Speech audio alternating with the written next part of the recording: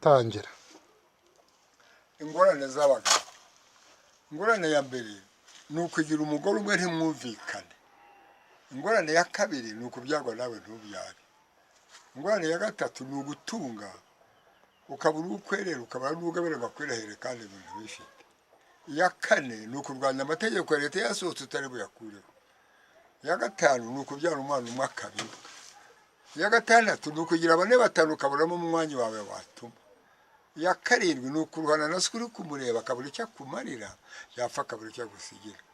Iya munani ni uguhuza ibyago n'inshuti yawe. Iya cyenda ni ugupfakara mu zabukure utagishoboye kwiha amazi. Iya cumi ni ukugira umugore akagusiga mu buriri ngo agiye mu byumba gusenga nawe uyifatiye za misozi za Gisenyi na Kigali.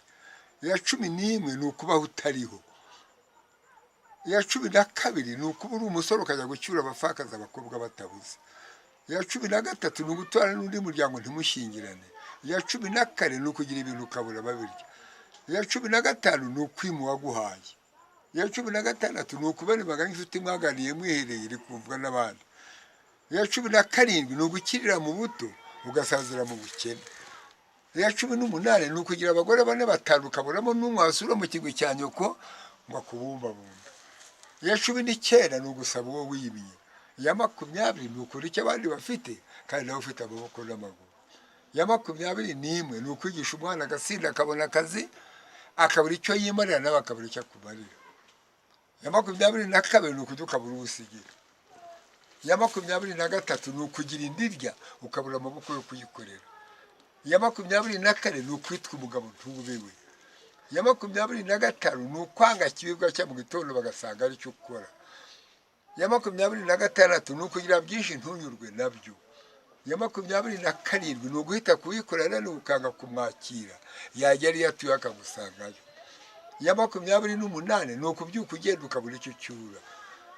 Iya makumyabiri n'icyenda ni ukubura umusore cyangwa inkumi ugatinya kwiga ishuri riri iwanyu bakwandika mu rupapuro ugatera igikumwe.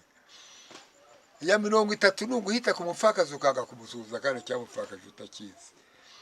Iya mirongo itatu n'imwe ni ukurya ibyabo uri gukebaguza kandi warabiruhiye. Iya mirongo itatu na kabiri ni ukwiruka kuba utari bufate. Iya mirongo itatu na gatatu ni ugukira ukabura ubukiza. Iya mirongo itatu na kane ni ugupfuka buri icyo usiga. Iya mirongo itatu na gatanu ni ugutongana n'umugore muri iwanyu akabukana akaje iwabo waje kumucyura mukaburana akagutsinda ugacumbika iwabo. Iya mirongo itatu na gatandatu ni ugushakira umwana wawe w'umuhungu akabyara wagira ibyago agapfa wamara kumuhamba ugacyura umukazana. None ko umuhungu wawe agiye abyayemo abana bakwita agasogokuru ukaba ugiye kubyaramo abandi bizagenda bite? Iya mirongo itatu na karindwi ni ugusuhuza umuntu ari kukumva kandi akurora akaga kukwikiriza. Iya mirongo itatu n'umunani ariko bagenzi bawe ni ukuba uri umugabo ugacumbi kuri iwawe wakomanga ku rugi gusubira iyo wahoze ntungereraho b'abagabo b'inganzwa mukunda kubona. Iya mirongo itatu n'icyenda ni ukuba umukobwa ugakukuba ni nko kuba uri umusore ugaturamo agati washohoje. Iya mirongo ine ni ukuba uri umugabo ugasahura iwawe uri buharari babandi bajyana ibiryo mu mbote ngo bagiye kunywa umugore akavuga ngo mwanjaniye ibiryo akabura uko amubwira ngo mureke.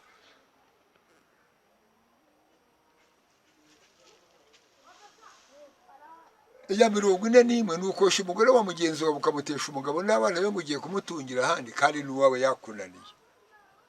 Iya mirongo ine na kabiri ni ukugira umwana ntimwumvikane kandi waramubyaye. Iya mirongo ine na gatatu ni ukuba uri umugore cyangwa ukaba umugabo ugapfakarira uwo ureba b'abagabo bagenda bikaruse ku bagore cyangwa abagore bikarushe ku bagabo bakajya gushakira ahandi akazabura uko agaruka mu rugo bamwirukanye iyo yagiye.